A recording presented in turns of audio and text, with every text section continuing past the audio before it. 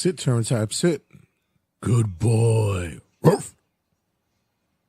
5, 4, 3, 2, 1, 0. All engine running. Liftoff.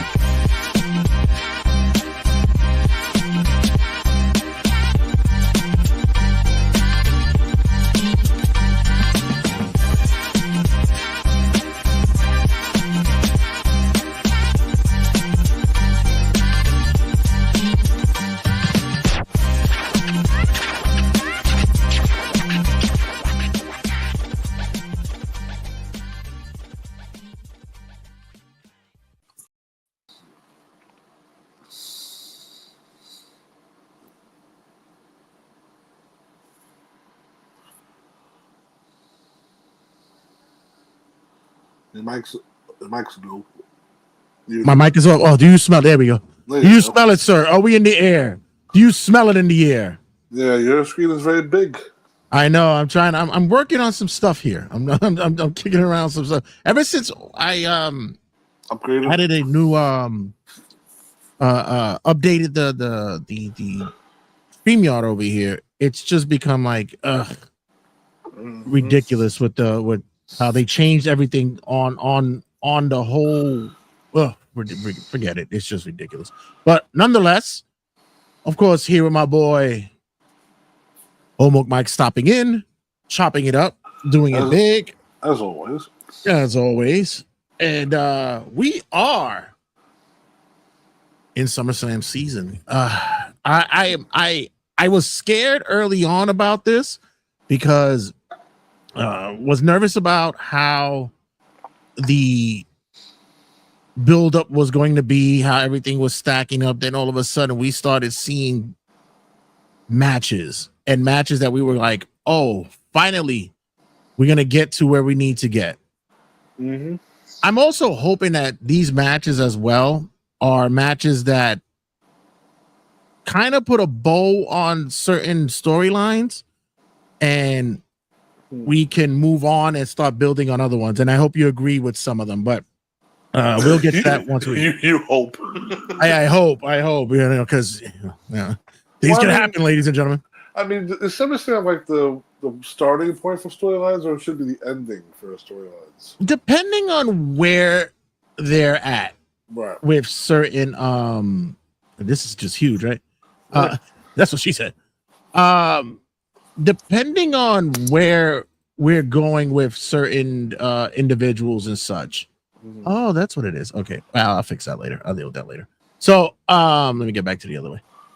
So, depending on where we at and what we're doing with certain individuals, like there's certain factions, certain storylines, certain personalities that they've ran their course, be it from the beginning of the year, be it from WrestleMania, be it for a full year. Certain storylines and angles have run its course, but we'll get to that we'll get to that bridge when we cross it. But before that, if you are in the New York City area, ladies and gentlemen, SummerSlam's NYC viewing party will be presented by Turnbuckle Tabloid and our guys at the Ring Fanatics. We'll be at the Seneca Bar, 582 Seneca Avenue in Ridgewood, New York, Saturday, April 2nd. We had the start time at 7 p.m., but they moved it to 6 p.m. So anybody who's a wrestling fan will know that. Try to get there by 5 so you guys can get your seatings and such. We'll be there. We'll be doing a live pre-show of the podcast there as well. So make sure you guys check up. Food, drinks, raffles. Gonna have prizes and such as always. So guys, be sure that you are in attendance. If you're in the New York City area, we had a great time at WrestleMania's night 1. And hopefully you guys are going to be able to pull up for SummerSlam night 1 with us as well. If you do pull up early, if you do want to participate in raffles, do come early and let us know, because we'll be doing raffles throughout the night.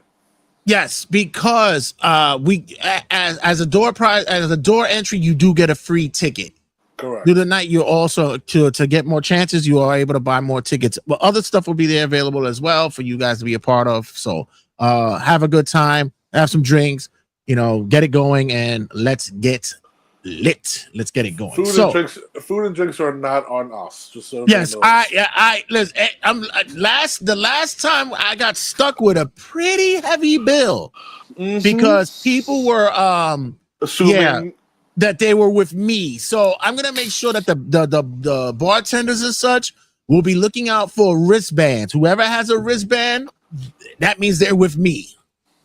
So keep that in mind. So other than that, before we go into the predictions, Mike, did you feel the same way about the build-up for SummerSlam as well? How was your thoughts about what was going down and your feelings for what was possibly going to be a stinker of SummerSlam, or is it something that you knew what was going to become a bigger show? I was going into this show with a lot of expectations, and I would say by like 2 weeks ago, I came up concluded with that this card is much better than WrestleMania this year. Just overall with the matchups, and it does suck that where Seth Rollins is not part of the show, but we'll get into it later on. But overall, the show it feels special. Where WrestleMania, it looked like everything was just thrown together like a mess. But this one, a lot of things are like a lot of feuds, like you said, are definitely going to be concluded. People are definitely going to be showing off. So this is going to be a show to look forward to for this year at least. Yeah, I felt like it was gonna be sketchy, especially like what we've had to deal with in the past. But then I'm like, yeah, this I'm gonna be. This is probably the time I said I wish I was able to go, because I've always, like I said, I've been wanting to knock this off my bucket list as one of the majors that I wanted to go to, but it is what it is, man. Plus, I prefer where I went to, where I just came from recently, than where I could have been at, and this was more of a I'll see when it comes back around kind of thing. I'm more prepared for that. But other than that, let's go into night one. I put up my own lineup here, so I don't know who's going to be where on the card, but I did mine own here. So the first one I have up here is Tiffany Stratton versus Jade Cargill. Are we excited for this? I mean, it's like morbid curiosity of how this will go. I mean, this is pretty much Jade Cargill wins the tournament. She wins the championship match. Let's do the championship match at the pay-per-view, and boom. Nothing really has happened the last couple of weeks, from my knowledge. Like, there's really no story here. It's just two women that are looking to make a name for themselves, or Tiffany continue the reign. Jade looking for her first singles title in the company. I mean, I don't know. It could be interesting, or at least it could show off what these two women can do. But I don't know. I'm in that same boat. I kind of feel that Tiffany is coming off a pretty lackluster. Yeah, it's pretty lackluster run she's having right now. And usually we say it's not. Yeah, usually we say it's not her fault, but at the same time, ring wise, she hasn't been the Tiffany that we've known. Well, how many times can she wrestle Nia Jax? Right. But, at the same time, I'm still with that whole feeling is that I'm hoping that the fire that she had early on to be prepared for, I don't know, to be prepared for this kind of level of I guess, talent that she's going up against too. Jade could be difficult to be in a ring with. Honestly, she could be difficult to be in a ring with. So I'm hoping. I mean, her last performance against Naomi was probably her best outing. Right.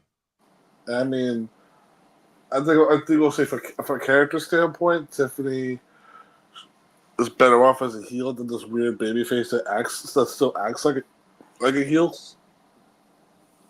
Yeah. I mean, she's gonna have a work hand. She's gonna have a work Cut out for her. We'll hand it out for her. She's gonna have to bring a lunch. I'm telling you, it's probably gonna be something. But I got Tiffany retaining here. I don't really see why they would hand it over to Jade yet. If they did, I think it'll be like pretty much turn off a lot of fucking people if this happened. You think so? Yeah. I know that. I know a lot of people sitting there going like,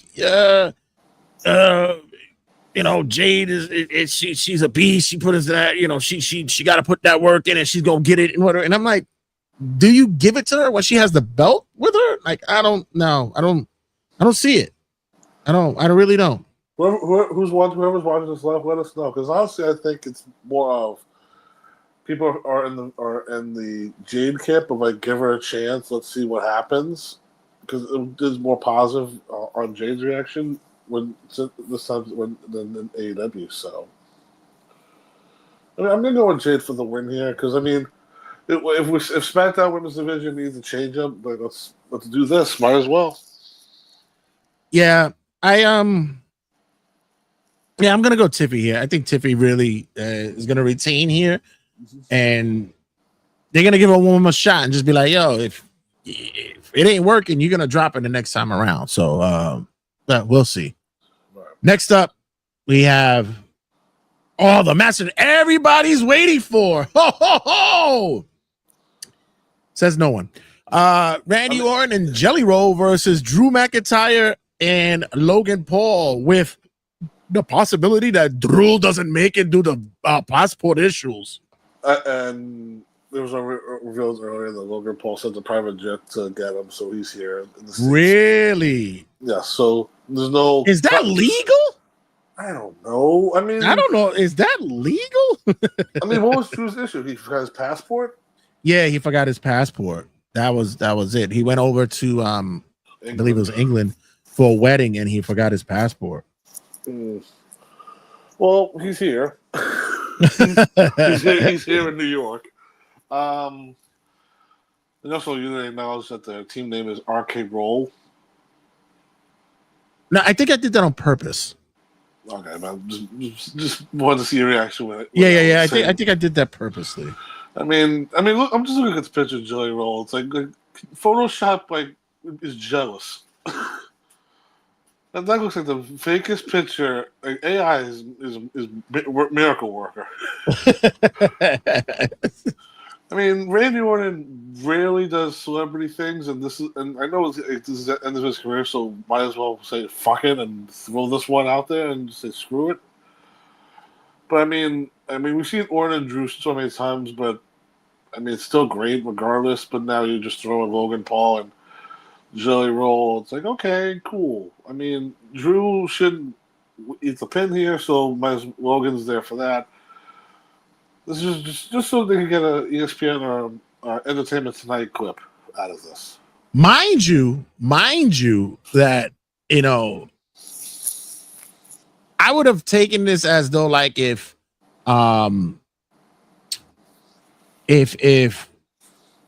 Randy was a big country guy, whatever the case may be, he's more of a hip hop guy. Right. So I would have taken this as something that was like, hey, this is probably like a dream come true. That's something that he's doing and blah, blah, blah. And it's like, no, he's doing it for the shits and giggles. That's all it really is. And like you said, it's never really done anything like this before. So, hey, fuck it, right? I mean, like, he's RK celebrities, but I mean, as far as like his entire career, not one of those types of people that will team with a celebrity or wrestle a celebrity. So, yeah. I mean, it's just Randy and Jelly will get the win here. Yeah, we got to go for the feel-good moment of the day, don't we? Right. I mean, what does Jelly Roll do? What's his finish? What's your finish, kid? It's gonna be the choke slam. He's already been using it. Plus, it takes a lot of work. It takes more work for the wrestler taking it to do than the person doing it. So, I mean, yeah. I mean, I was thinking like maybe Jelly like brings up for a choke slam, but Randy catches him in an RKO type of thing. I don't know. Nah. Nah, Too, I'm good. too complicated. Just because chokes him rock bottom, whatever fucking Jelly Roll can do. Exactly. That's what I'm going with. I'll go with you. I'm going Orton and Jelly Roll gets the win here. Feel good moment of the day, ladies and gentlemen. Yay. Next up, we have tag team match. We have the original Bloodline going up against Bronson Reed and Braun Breaker with Heyman in their corner. This is going to be interesting for me. I don't think this is going to be as great as a match people will deem it to be. I know there's going to be a lot of oohs, ahs, and cheers going on, especially during intro time with Roman and Jay coming in. But I don't see this to be anything that's going to be deemed a classic match. What's your thoughts? I see where you're getting at. I mean, this is definitely this is all designed to get one person over, and that's gonna be Braun Breaker. Where this is gonna be the one person we look at throughout this entire match.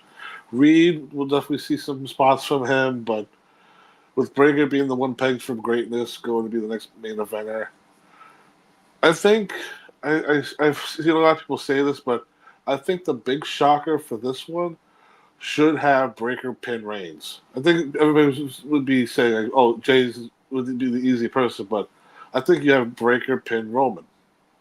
If you want to establish a star, that's how you do it. Then you can do where Bronson hits a couple tsunamis and then Breaker hits a spear. However, you have to do it. Yeah, I don't think either team losing hurts any momentum. I think it's still there, but yeah, this to me is probably gonna tie in around 8, maybe 9 minutes. You'll get more time on entrances than anything else. Right. And if when I say storylines need to be closed out, this one might be one that needs to be closed out as of this point right now. This unless something occurs down the line, which I'll go into later on, but this one can close out and possibly goes into draft time where things need to be moved and shifted around. You know what I mean? So I got, I'm going to say, like I said, if this needs to get closed out, I'm going to say Roman and Jay get the win here. Interesting. Who are you taking? I'm taking Breaker and Reed. Okay. I'm saying Breaker shouldn't pin Roman Reigns. I'm saying if you want to establish him as a big star, that would be one way of doing it. Because if Roman wins, okay, you win. We don't see you for the next couple of months. We don't see you until the Royal Rumble or War Games. I mean, Breaker's gonna be here every week, and you need to establish some stars and main eventers. So, JD makes a comment. He says this whole match only matters with who eats the pin for whatever team. Right. I mean, the obvious choices would be Uso and Reed, but if you want to make a statement and have everybody talking, or at least have like something in line for his character, Braun Breaker pinning Roman Reigns, that'd be something to talk about. Yeah. Next up, we have for the tag team titles, we have the Judgment Day, Raquel Rodriguez and Roxanne Perez versus Charlotte Flair and Alexa Bliss. I'm sorry, but this is just gonna be a bathroom break match for many people. I'm sorry. Well, remember you said when you're talking about factions that have been around for too long. I mean, yeah, been for 4 years now. Yeah, but I don't see them going anywhere yet, though. I don't. Like, they're still there. The Bloodline and the fucking Judgment Day are still around. They just keep adding more people. I mean, Judgment Day, what, 5.0 now? Was Roxanne being in it? And I will say, I do like the dynamic of this, where it's like the big woman and the small woman. And it's pretty much a carbon copy of each of these teams. Right. And for some people, this is just another way of saying, hey, Charlotte's not in the main event anymore. But this is Charlotte's idea, where she pretty much said, don't. Because I think it was supposed to be Charlotte and Alexa 1-on-1 here, but she put the kibosh on and said, "Keep me and Alexa going. Like, let's actually build something up." Yeah, I look at the same. I look at it the same way as well. I think my whole thing with this is that these belts have just been cursed, moving around all over the place. Not that many teams in a small division. Right. I'm honestly going to look at this, as fairly as possible. I'm gonna try not to go to the bathroom when this match is on. I'm gonna try and watch it, but something tells me that with this match that I'm looking at 6 minutes, 6.5 minutes for it, and Double this that, is buddy. this is just something that's gonna just tie up Alexa Bliss and Charlotte for a little while longer. So I'm just gonna say that Charlotte and Alexa become your new champs. I agree.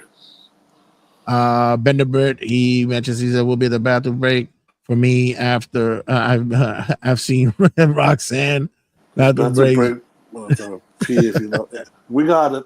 Yeah, we get it. You're gonna be using the loo for something else other than to take a wee. You know what I mean? Matt says on Facebook, this match is a walk to the store and grab your pork rinds match. It'll probably be me going to the bar, but I'm trying to be fair and objective in this match. Trying to be fair.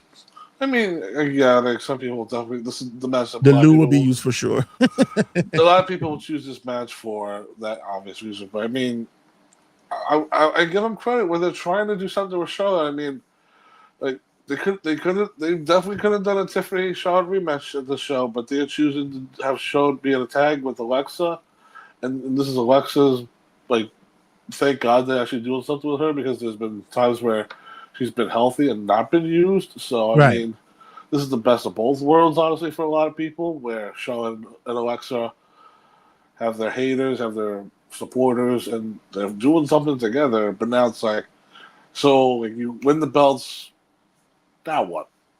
I mean, rematch city. Like, is there another team down the line that you can that challenges them? Will be a chance to get a cup of tea and some scones. Is that a metaphor? What are you trying to say, Ben? What are we doing here? Well, I'm thinking we'll legit go get a cup of tea and get some scones. You won't have enough time to walk to the store if it goes longer than 5 minutes. I'll be shocked. That's by JD on Facebook. Right. Yeah. I mean, 5 minutes to go to the store. I mean, let's be real here. Both nights have 6 matches. All of them are going over 10. I don't know. I'm telling you, or at least at 10 or over. Yeah, I don't know.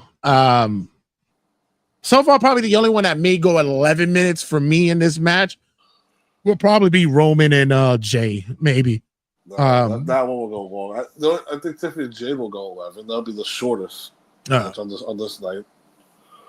Next up, so far 3 tag team matches in a row. Right. Next up, Sami Zayn versus our boy Karrion Kross. I'm really liking the long hair look that he's had. Oh yeah, it's just flowing. It just says Tresemme. It says, Trace Abi hairstylist. Let's get some Fruitopia in there. There's a lot of body and volume going on there.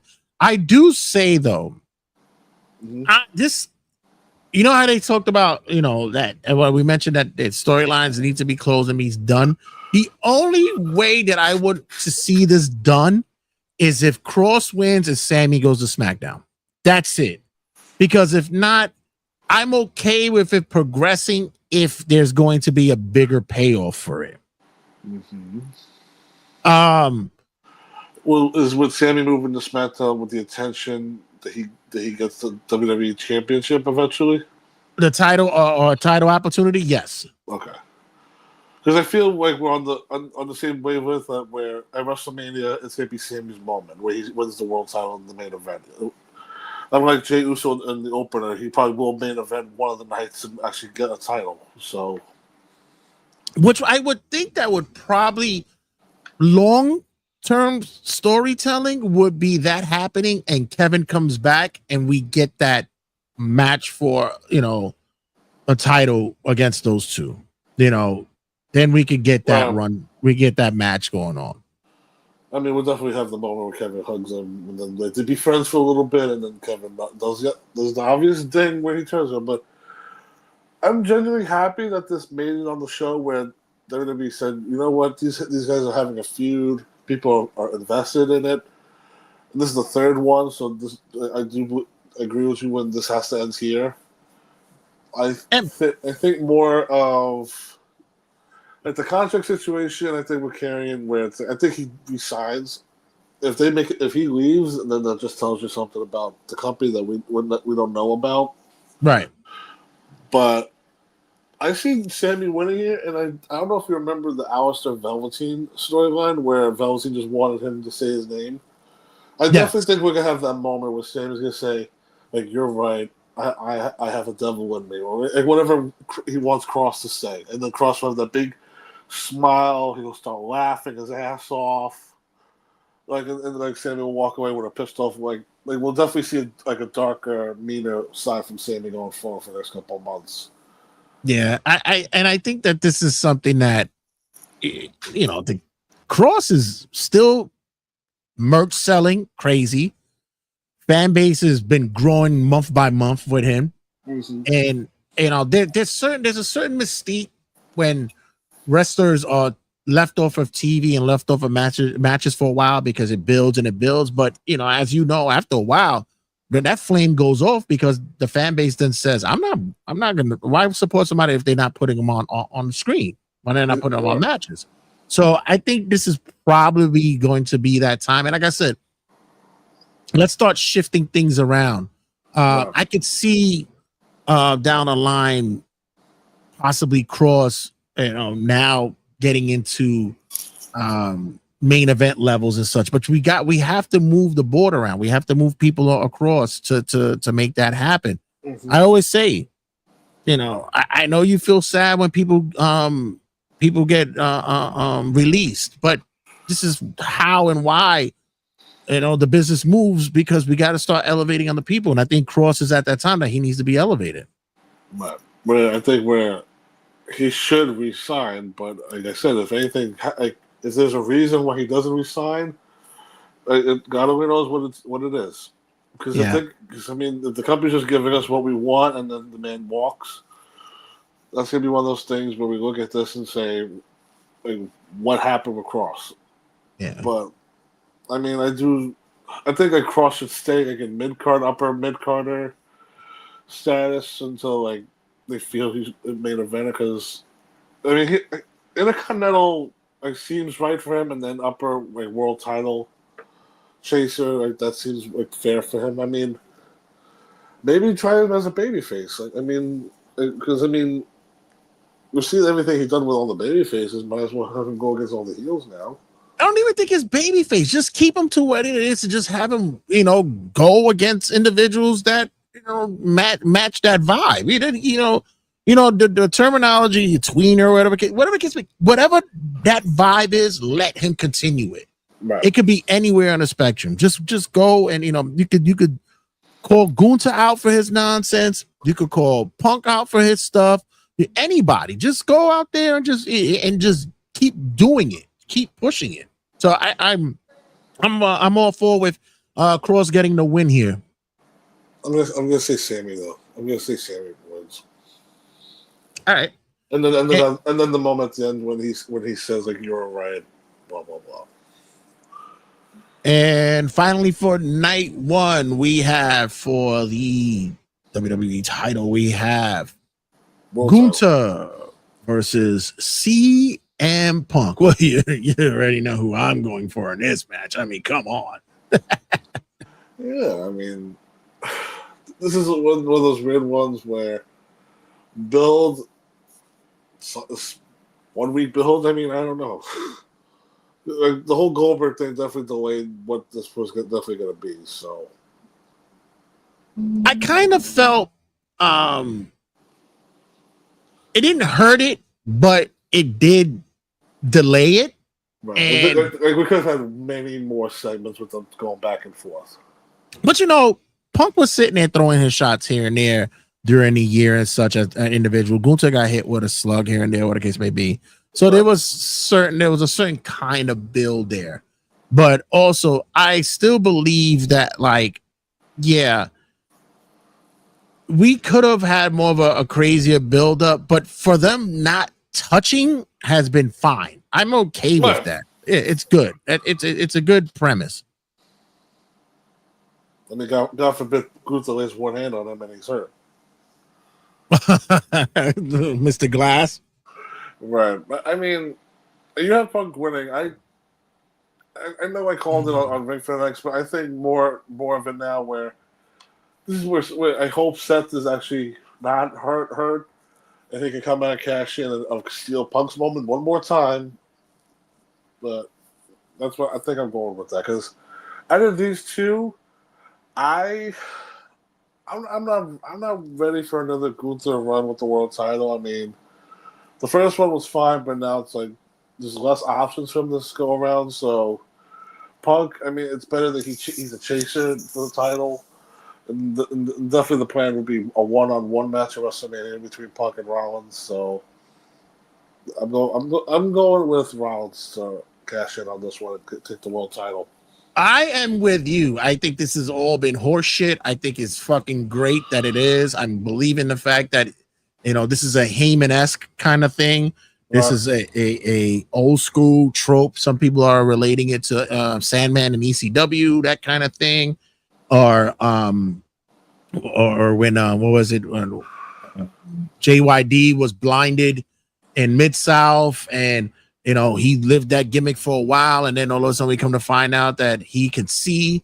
I believe this smells of something dastardly, and I we heard stories that Triple H is not a fan of carrying the briefcase for too long. I kind of agree with that in certain ways, depending on who it is and what it's for. But I get it. Like, sometimes it can be a trope that just lands. It just takes a little bit too long. But for this, it will be perfect. You need to close the show with something like this. This needs to happen. Yeah, I definitely think this is closing night one. Right. This is something that really needs to happen. And I'll even say for the whole storyline throughout the whole night, Roman and Jay open the show, I think. Okay. Start off hot with Roman Reigns and Jey Uso against Breaker and Reed, and then whatever happens in that match, you can have Heyman be like, don't worry, the night's not over yet by a long shot. You're teasing something, and it's going to be the Rollins thing. So while I go grab a beer, why don't you let everybody know where they could come hang out with us on Saturday for night one? If you're in the New York City area, and specifically in Ridgewood, come to the Seneca Bar, and you can see the address here at 582 Seneca Avenue, Saturday at the Seneca Bar. Come early, around 5 o'clock, 6 o'clock for when the show starts, so you can participate in the raffles, enjoy some beverages, and get some food, and just sit down, relax with all of us, and enjoy the show with us. Yeah, there'll be a lot of drunk talk and a lot of loud, obnoxious banter between wrestling fans, but it's all fun and all for the love of professional wrestling, especially when it comes to SummerSlam. If you couldn't get those tickets, if you couldn't give up a kidney or donate enough blood or semen to get the money to get SummerSlam tickets, come join us, man. Entry is free. We don't pay. You don't pay at the door. All you have to do is just pay for drinks and food, and everything else is just fun times for us, man. So join us at the Seneca at 582 Seneca Avenue in Ridgewood, New York. Bell time will be at 6 p.m., but make sure you get there early enough so you guys can get a seat and chill out, huh? So going into night 2, we're starting with the ladies. Naomi, the incoming champion, going against Rhea Ripley and Io Sky. This can be interesting as well. This is an interesting match.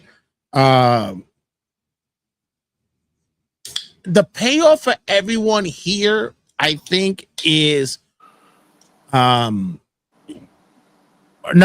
thing which happens. What shifts on the board. Right. We spoke about it on our Ring Fanatics. Shout out to our peoples with Nick and Joel on Ring Fanatics yesterday. We spoke about how, you know, if Rhea wins this, she's in Charlotte territory, right? Correct. Where consistently she's where she's in the world title picture and nothing interesting behind it.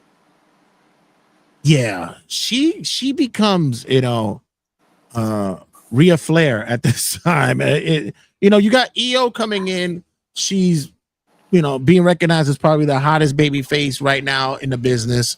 Naomi, who we mentioned just 2.5 years ago, she wasn't even with the company, comes back and becomes just a tour de force and able to get the crowd behind her and be able to cash in her Money in the Bank and win the title.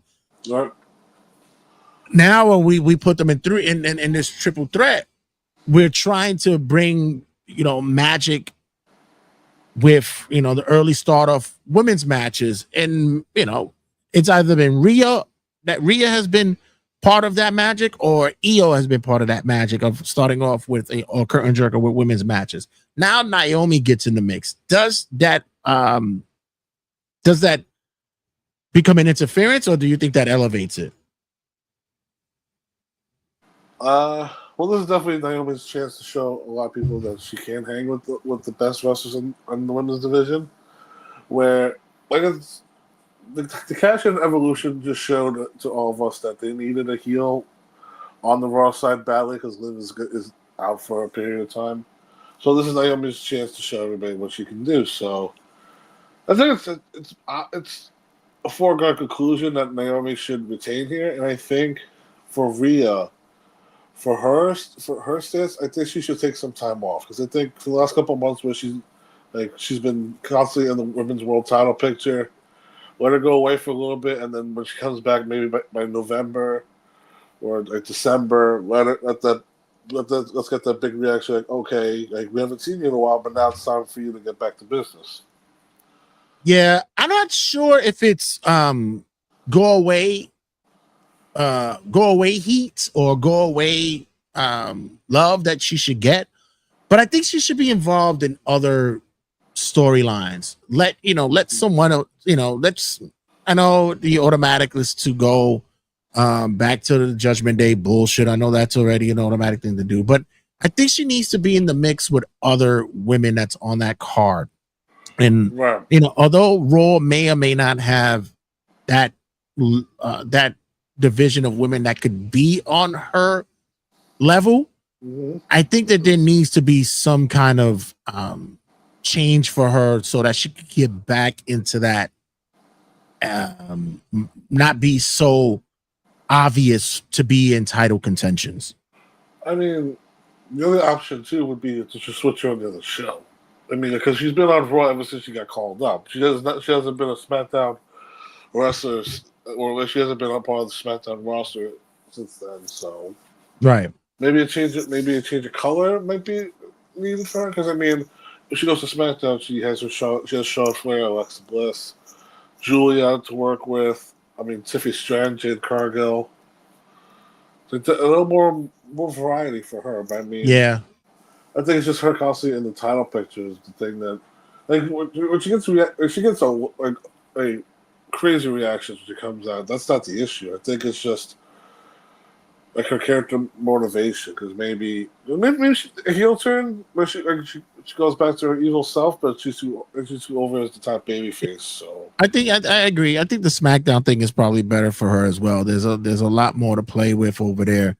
You know, and don't have her lose and go away. You know, in this match, have her feign an injury, and then she'll be gone, and then, you know, we'll see her pop up on SmackDown, or she gets traded that way or something like that. Yeah, but I got Naomi retaining here. Same. Next up, we have for the women's IC title, we have Becky Lynch, the incoming champ, going against Lyra Valkyria. Interesting match for me because the stipulation is if Becky wins, Lyra can't challenge for the title if Becky still has the belt on her. And No there's DQ, another no count outs. right. And there's that also that element that's in play, which is the Bailey situation as looming. Wow. Well, I think Bailey is definitely teasing a heel turn, or at least like it doesn't make sense for her to go back to SmackDown. So the next best thing is a heel. I mean, she's been a babyface for like a year and a half now, and it's worked. But now it's like I think a heel is probably the best option for her at this point. I mentioned in the on Ring Fanatics. I said there's something else that needs to be in play here. There's only 3 women that are sitting here really going for this title, and I really hope that after this is once again that angles and stories need to be shifted, because I really believe that there needs to be more of a hunger for this mid-card title. There needs to be that sense that other women want to be in this division, to be a part of it. That might be the answer. Might be NXT call-ups, which I'm glad you mentioned it, because I was gonna ask you that. There needs to be, in my opinion, needs to be some call-ups. Who needs to be called up at this time that should be given the opportunity? I'll give you 2, because I think they're on the same par as like they're ready for main roster, and they could be like the characters in-ring stuff. It definitely works for the main roster. It's Lola Vice and Thea Hill. Thea Hill, I don't know if you remember, was the Chase U girl. Right, of course. I love Thea. She's a nut. I love her. I mean, Thea Hill is also one of those girls that can go in the ring. Yeah. So I think it's like one or both need to get called up. I mean, there's also other women too where you can call them up just for the sake of giving them a spot. I mean, Nikita Lyons, Wendy Chu, like those types of women that you come up and just like fill a void, because the women's division is not that massive on the Raw and SmackDown side, right. But in NXT, there's a lot of women down there, and a handful of them can definitely get a massive call up. And once again, it's just the feeling of that division needs to get filled, because it's not everybody's going to be championship contenders, but you put in the work, be in matches, even if you have to put in the work to be seen as such. Let people who aren't watching NXT or on the know are able to see that they could be possible wrestlers that you got to keep an eye on, that you could be on the radar. Like you said, Lola Vice, Thea Hale. I mean, the layups are always going to be Jordan Grace. We already know she's going to get her fucking call up sooner or later. We know that's going to happen. But you still have those on that roster that needs to be moved and bumped up already.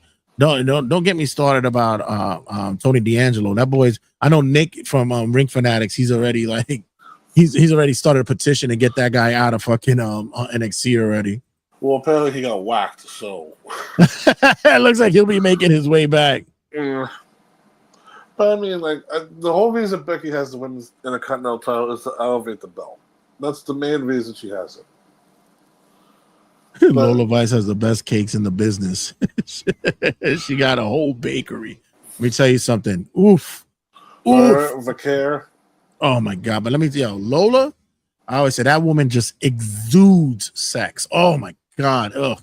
Now, we were having a little argument about this, because I was like, this should be a Lyra's moment to get the belt back, and then you can do the feud with Bailey as a heel. Because I mean, Becky Lynch, I think she should be moved over to SmackDown. That should be one of those. She's one of those top heels that can go over there and work with a lot of those babyface women. But after talking about it the other day, I can definitely see Becky retain here, and then have the people come out from NXT. I can see or maybe Stephanie or maybe Io come up to her and challenge her for the belt. Yeah, there's options for Becky as well. Yeah, you got Kairi Sane. You still got Asuka. Like there needs to be, to fill that slot of those divisions that need to be to show importance and matches to show how great and important that mid card title is, especially since for years everybody's been fucking clamoring away to have one. So we need to start to start pushing it. I got Becky retaining here because the segue will be Lyra and Bailey's build their storyline there. And like I mentioned, Becky needs to get more challengers under her card. Right. KY Jelly match, Ben the Brit versus Ben the Brit.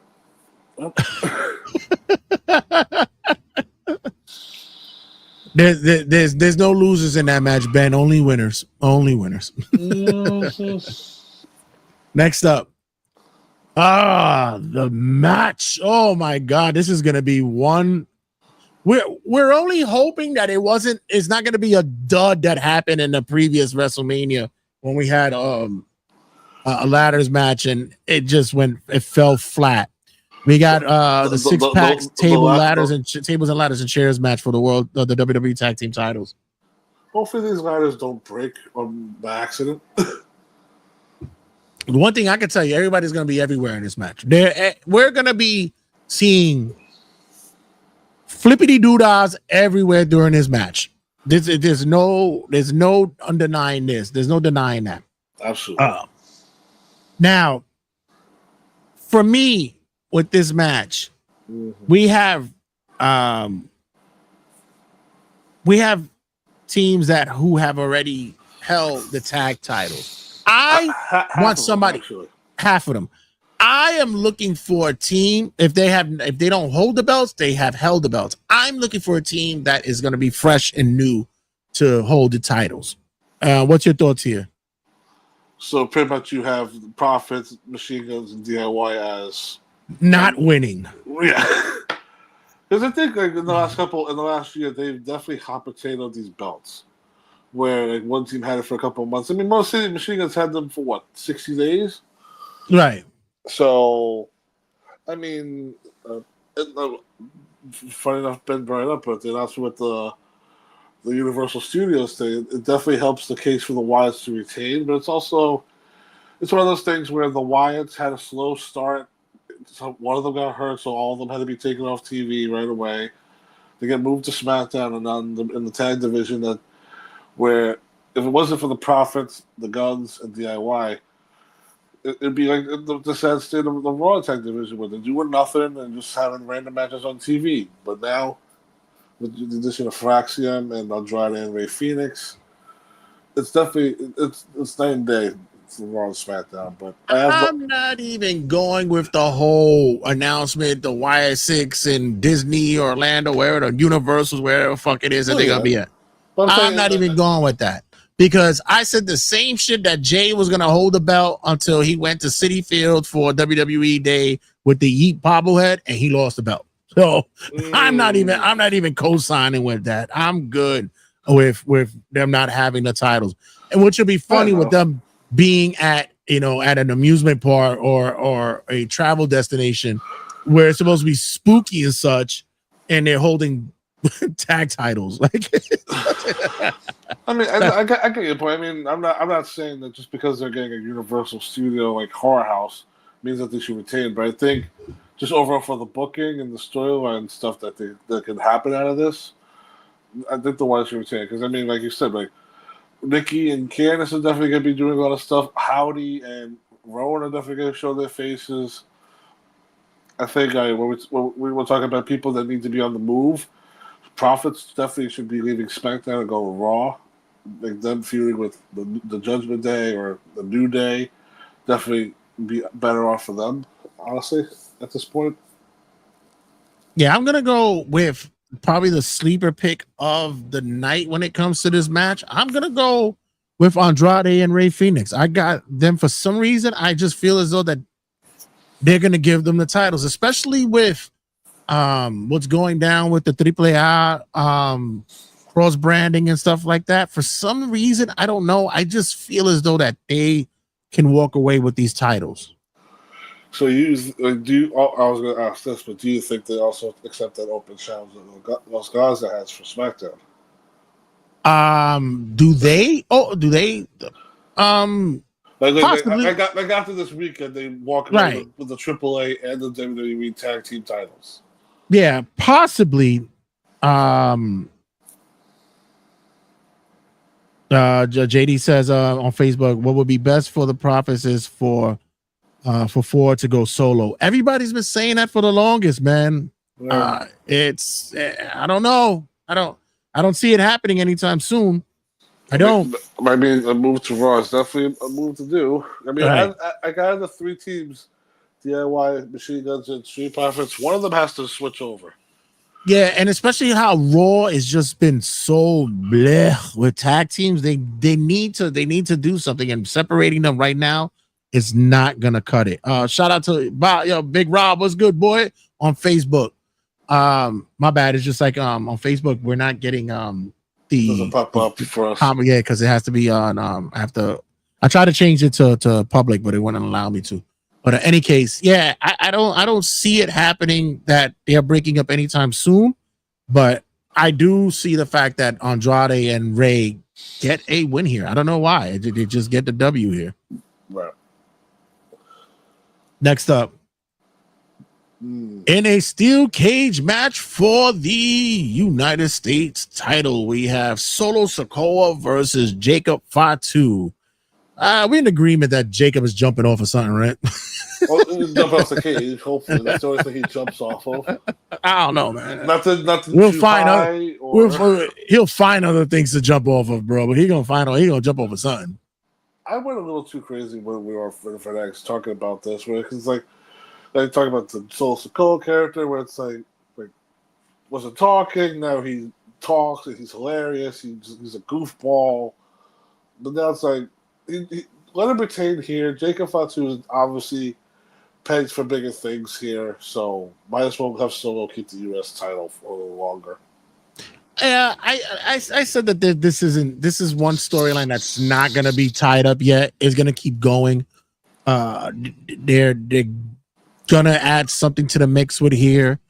The Samoans are gonna be Samoaning, and there's gonna be war with amongst each other for a few more months and such. So I don't see this moving down a line or doing anything else different. I think Solo needs to hold the belt here for a little while longer. This doesn't hurt anybody if Jacob does lose. We're just gonna see that high spot, and just as Jesse Ventura says, make sure you don't walk out of the cage. So I think that I think Solo retains here, and of course there's going to be a lot of shenanigans with Bloodline 2.0 getting involved in it. Ben has a comment about this. Don't get me wrong, I love Solo. He's so funny, and I love the fact he's kind of listening up a bit now. But Jacob can do no wrong, even if he loses. Everyone still loves him, but have Solo's goons help him. Yeah, that's probably what's going to happen. I think Tama Tonga returns. I don't want to see him turn on his own family because, I mean, if the bloodline's going to be a thing, might as well make it stronger than ever. So, right. Because also see down the line, like eventually when Tala and Tonga are done with Solo shit, they'll be their own little group. Like we'll see the Gorillas of Destiny eventually. With that trio, if they can stay healthy, that's true. And then JC Mateo is just there collecting a check, being happy. So, Big Rob got Jacob 100% with the win, and also Ricky Rod got Jacob with the win here. Next up, this is going to be the banger. I don't care what none of y'all say. This is going to be I'm going to be sitting there. This is the potential to be match of the weekend. I am going to sit there with my drink at the ready because this is what I am going to need to see. Dominic Mysterio, the incoming champ, going against AJ Styles for the Intercontinental title. Oh my God. We talked about it on Ring Fanatics, and I still had goosebumps from talking about it because Dom is just like one of those perfect heels that just gets it. We said it. Who would have said 5 years ago during COVID that we'd have been saying this shit about Dominic Mysterio? And it was having a happy feeling about Hook. A happy hook moment. Shit. Mhm. Like, oh, look at that cute little boy with the hair. Oh, with his coifty hair, with such coif. Oh, he's so quiet. Meanwhile, Dominic goes to the show, Black Vast, talking about his real father, Eddie Guerrero.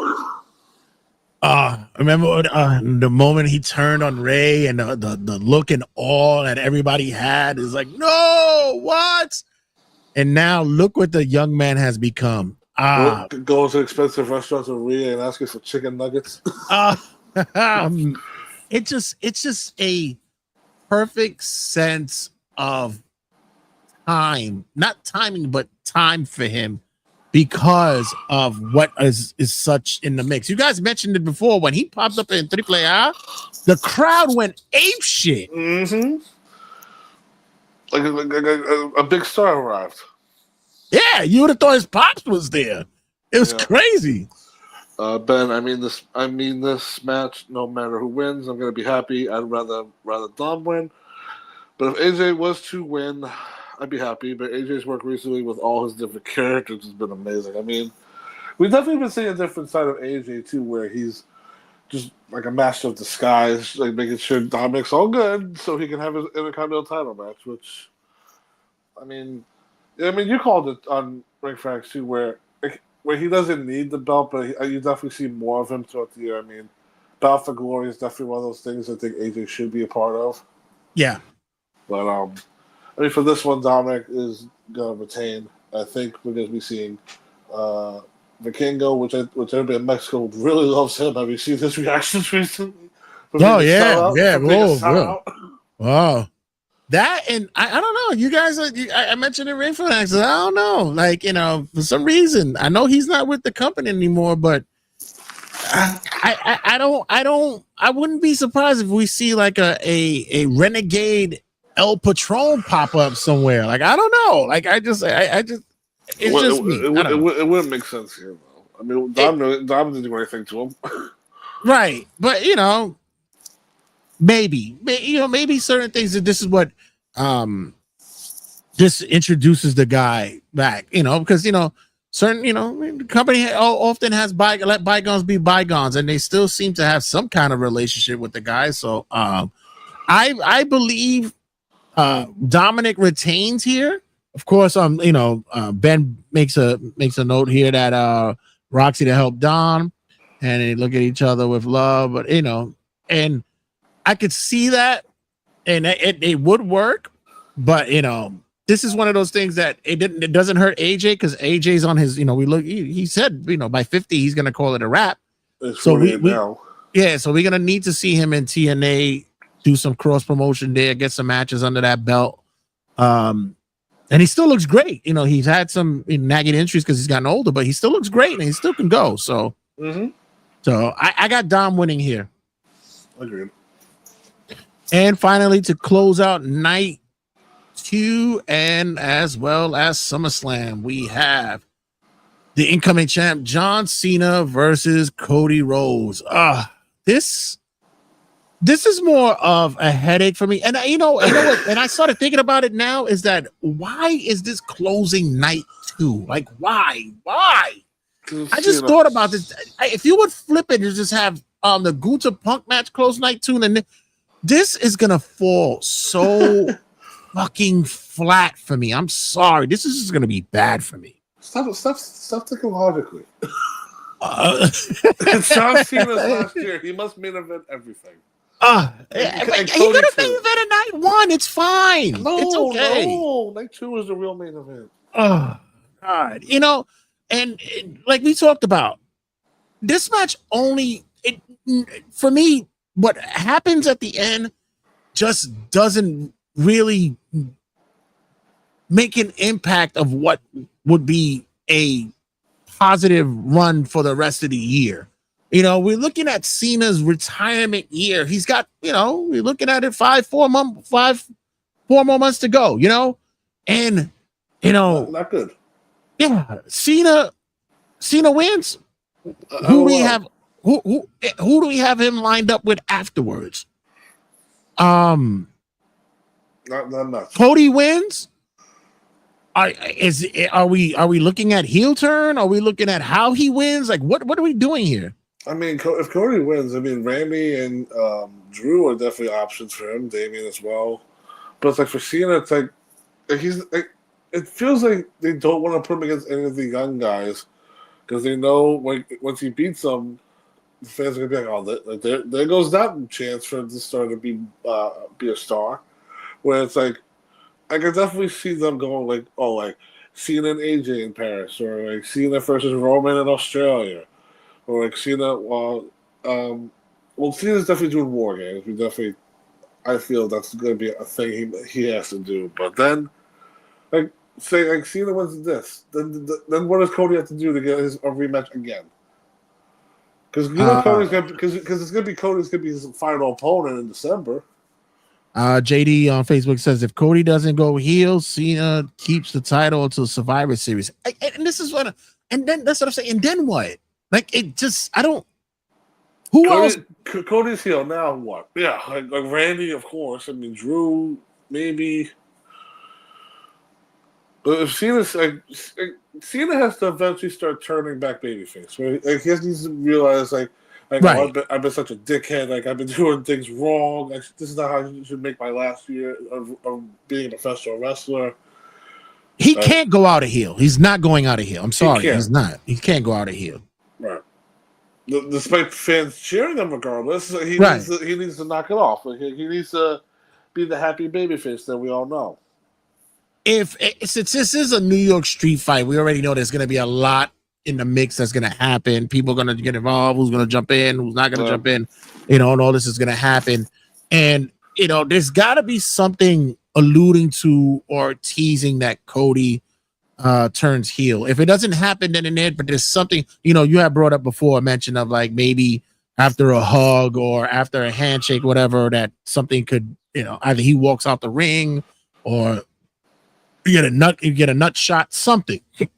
But we've already had nights of Cena main eventing after the whole heel turn thing that just fell flat. Like it just was like, okay, whatever. This is what I'm saying. My whole worry isn't the match, is what happens from here on out. My whole shit is like, God, both of these guys are gonna be fucking dead in the water after a while unless you do something big here. Wow. So, and the only thing that seems to make sense is a double turn. that's what I was alluding to. I had said that we need a double turn. Like we don't need Travis Scott. The Rock should not show his face again. Just have these two tell a story. Well, back in February, John Cena decided to go heel and kick Cody in the balls and beat the shit out of him. Have Cody win and have like Cena give him like stick his hand on and say like, this is for real. Like you're the man. You're the champion. And just have Cody walk away, or give him a face, or have Cody flip him off because Cody's such a badass. Like do something. Like show Cody's like, you know what? I'm tired of like being the good guy around here. I like this. This is not bad. Creatively, there's something to this. There could be something here. Ben goes, Ron Killings accidentally hitting Cody and costing him the belt. Then Cody beats down Ron Killings to start a storyline and of Cody getting frustrated. There's something there to that. Okay. I can get that. I can see something like that building. But we know that there's going to be other things with that's going to just move it along. That's just going to just probably hinder or just drag the process way too long. And I blame the fact that they have not fully committed with the whole Cena turn thing. I had made it mention. I said, remember what I said?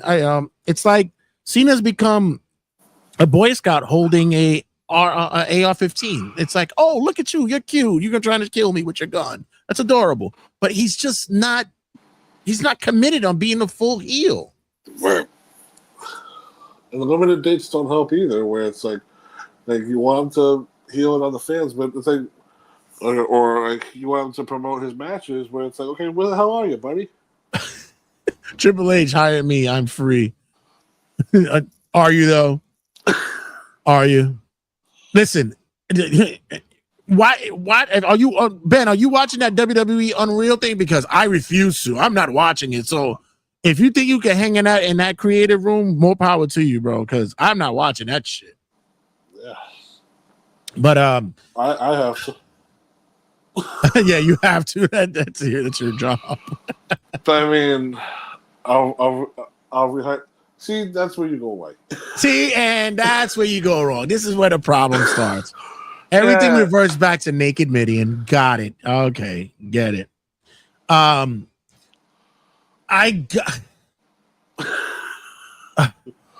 It's so painstaking. I don't want to say it, but Cena retains, but it has. Can I ask you this? Cena retains. Yeah, Cena retains. Let me ask you this: like, is it also like the way their matches go that drives you crazy too? Yeah, like you know what they're gonna do. Yeah, and that's what it is. So, and I know this is just like I mentioned before.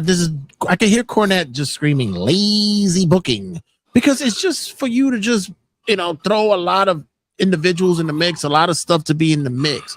But at AA's do tables, they're gonna brawl in the crowd. They're gonna crossroads each other off the fucking announce tables over. Like they're gonna try and kill each other. You're gonna see a FU through a table. You're gonna see STFU being held, and we know what it's gonna be, and I'm okay with because we've seen numerous matches have been great, especially when you know that what the match like the what's going on in the ring has been done. Wow. But with them, it's just like what's crazy. Shout out to M2 Inc. He said that the Cody that he saw against Randy Orton in Saudi was probably the best Cody we've seen in a long time. And I could say, okay, I can agree with that in certain ways because he had that kind of Ring of Honor kind of look to him. Like there was certain things that, and I think that's what's happened with Cody. We have not seen him being able to do that quite some time because he's become Cena. Did I say that out loud? He's become Cena. Which was the problem going into Mania this year. It's like you can't have two Cenas go against each other in the main event. I mean, seriously, you can't have the same guy fight himself. Because it's like when we see this Cody with the blonde hair, the memes. Everybody wants him to be that Homelander dude that fucking kills everybody. That just acts like a real asshole. I want to see Cody Rhodes go full Homelander from the boys on everyone. Yeah, right. And I would because when everybody sees him, that's what he looks like. And if you've ever watched Peacemaker, fucking Cena as Peacemaker is fucking hilarious. I would have loved to see that dude in WWE. It's fucking Peacemaker's fucking great, but we haven't gotten that. But yeah, I'm going Cody here. I'm going Cena here for retaining. I'm gonna say Cody wins, and then it'll be perfect for when he takes a couple of weeks off to film his part in the Street Fighter movie. Exactly right. He just goes away. He doesn't go to Paris. He just takes a month off. Which is funny because that's exactly what's probably going to happen. But except for him, he'll just lose. But I mean, I feel Cena's probably the one they're going to want to do all the pay-per-views before he leaves for his retirement. Because I mean, I don't think he's missed one show yet.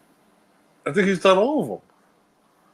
Yeah, I believe so too. Yeah, he's going for that record. He's gonna go and. Well, I mean, listen, this is last year. Might as well do it. It's like they're doing big shows in Paris. They want to sell that out. They want to sell out Australia. They want to sell out that stadium for Survivor Series, and then have his give him his flowers in December.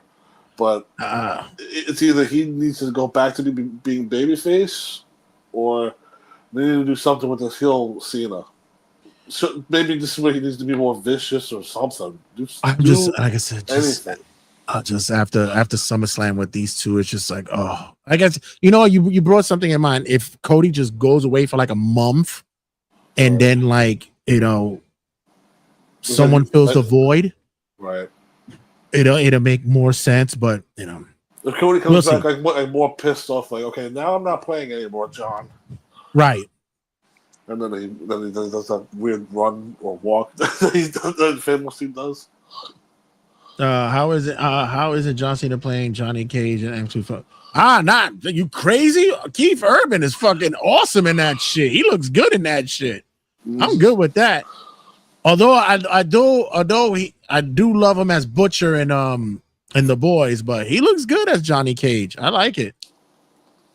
Jay, I'm going to Raw in England. I'll wear my turnbuckle. Oh, take a picture.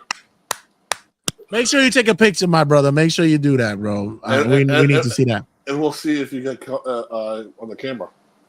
Listen, I was in Puerto Rico and I was out there. You guys, I posted pictures. I was repping, putting my stickers up all up and down where I was at, man. So I made sure to show love and represent us out there as well. So, you guys keep showing love. Somebody already ripped them down. I covered them up. Carajo, este tipo de turnbuckle tabloid. What the fuck is this? Get the fuck out of here, go this and fuck out of here. No. Don't want to be that dick, but it's like you knew that something like that. Definitely. By now. Get the fuck out of here, de turnbuckle tabloid. The fucking New York WrestleMania, de que carajo, coño. Mira, de pendejo, póngale New York WrestleMania, que carajo, coño. Okay, well, before this whole show turns into a different language. But once again, guys, thank you guys for checking in with us, and also be sure you check in with us if you are in the New York City area, especially in the New York, the Queens, Brooklyn area and such. If you want to travel, come travel. It's cool. We good. Make sure you check us out. SummerSlam Night 1 viewing party will be at the Seneca Bar at 582 Seneca Avenue in Ridgewood, New York. Get there about 5 o'clock. Get your seating. We'll be at the back of the bar. Last time we had the front, and we still had a great time. On this night, we'll have the back. We have the big screen, have the speakers. We're gonna be really good to go, guys. So I want to make sure you guys are in the building and showing us a little hello. And thank you for checking in with us on Kick. Guys, we're on Kick as well, so make sure you follow us there as well. Like and subscribe in there as well. So yeah, make sure you check us out on Saturday, August 2nd for SummerSlam Night 1 at the Seneca. Come up, come party, come chill, come hang out with us, man. And Mike, what else we got going on down the line? What you got? What we got on New York WrestleMania for you? New York WrestleMania, History and Headlocks. Me and Jay banged out 2 episodes for everybody where we're talking about sports and wrestling. And we did a superstar spotlight on the Olympic gold medalist Kurt Angle. So those are up right now for everybody to check out. Got New York WrestleMania just released an episode of Press Save with Santi, my video game segments, my shows on there where I show you guys certain games that I'm playing right now, or games that I should have been playing, or games that and I didn't know what it is. And this week we're playing MVP Baseball 2005. Love the game. I'm still on it. Like I said, it's a fantastic game. If you're a baseball fan and an old school PS2 player, it's a great fucking ride. I'm glad that I'm jumped back on it. Shout out to brother AJ for that. And got more to talk about. Mike and I will be going down the rabbit hole under the ring apron. We'll be doing a segment where, since I have been a Howard Stern fan and now not so much anymore, but a Stern fan for a while, Mike and I will be covering episodes on Under the Ring Apron where WWE, WWF wrestlers were on the Stern show. So we'll be doing a breakdown and doing a commentary on what happened when he was there, when wrestlers were there on his show. So make sure you guys check that out. Coming soon to you guys. But other than that, much love to all you guys who are checking in. Shout out to Ben the Brit who's checking in from England, my guy, and thank you for doing so much for us and representing the show. And for all you guys, as always, for Mike and I, check you guys in a sec.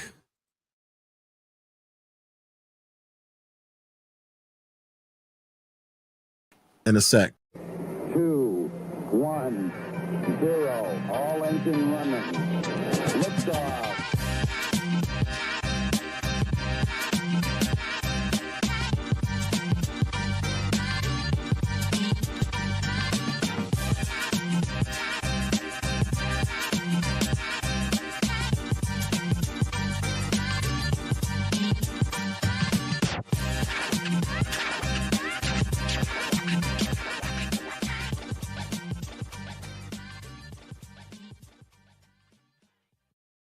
Sit, turn type, sit. Good boy. Ruff.